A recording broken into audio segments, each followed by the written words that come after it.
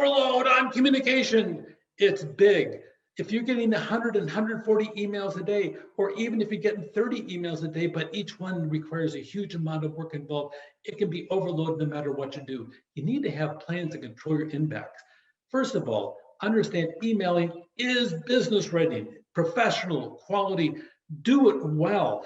Go back, follow the plans we talked about. Put your idea down, formalize a nice draft, and then edit, edit, edit. Make certain you do not sit down, put something down, and boom, you push the key and send it without reviewing it once, preferably at least twice.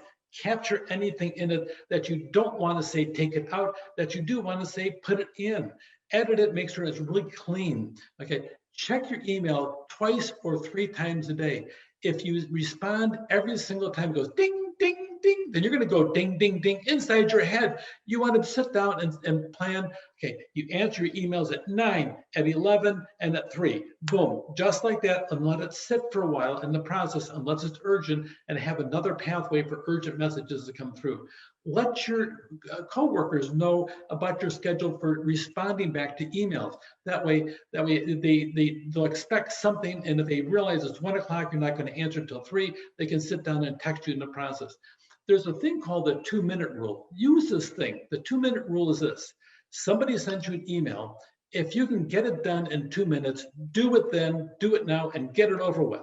Get it off your plate and go on to something. If it takes longer, then sit down there and go on to the next message. Knock off the easy things. Otherwise, they're like teeny tiny monkeys that hang all over your back. And you don't want to carry home monkeys with you. You want to get them off or pass them on to somebody else. Let them take care of the monkey instead of you. Okay, but in a 2-minute rule, do it and get it done.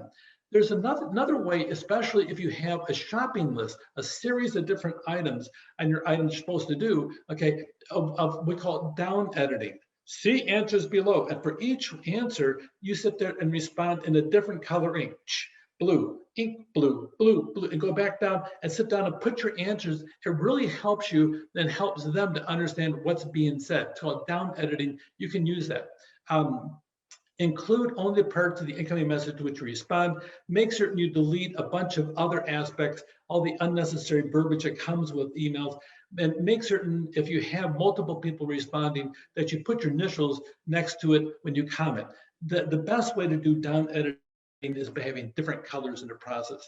So best practices in email, okay, don't write if there's another channel that's better, because keep in mind, email is mediocre as a form of communication. It is not great.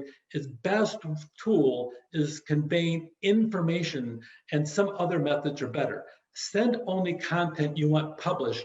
Okay, if somebody said or picked it up, is it suitable to be on the front page of your local newspaper? Keep that in mind. Write compelling subject lines right in the subject name. Boom. Be specific right up front, and that way they can sit down and just glance at it. The next day they can look at it again and say, oh yeah, this. That helps an awful lot. That's a best practice.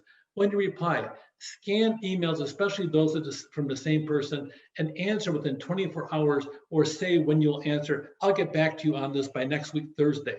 Make certain you respond back within 24 hours to sit down and have some type of turnaround time. Check the messages below and practice down editing the process. And when you sit there and respond, start with the main idea. Use headings and lists. It's always the best thing. Here's a couple things about etiquette in the process. Obtain approval before you're going to forward it to somebody else. I love this email. You send it out, and the person said, that was private and confidential.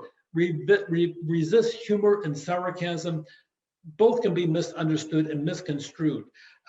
Soften the tone, have a friendly opening, closing. Keep in mind the memo sandwich. Never write in all caps. It's like shouting. And make certain you close effectively. End with the due date.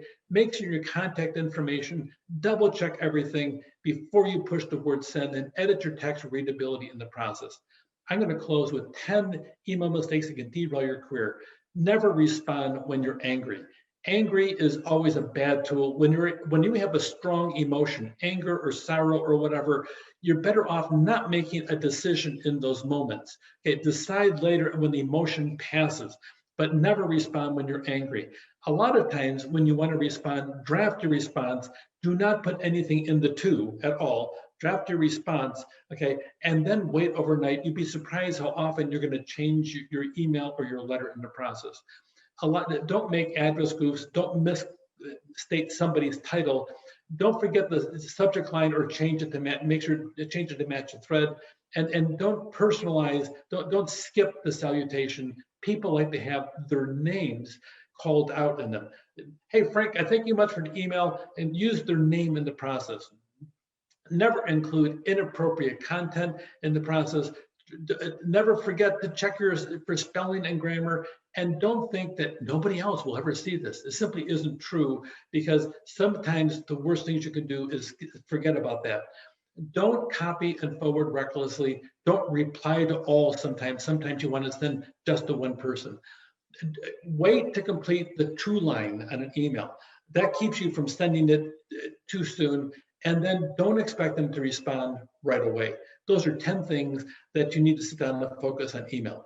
We have so much to do in our work and everyday life. We overloaded communication. If you follow these different trends, these different tricks, it'll help you be more successful. Take care.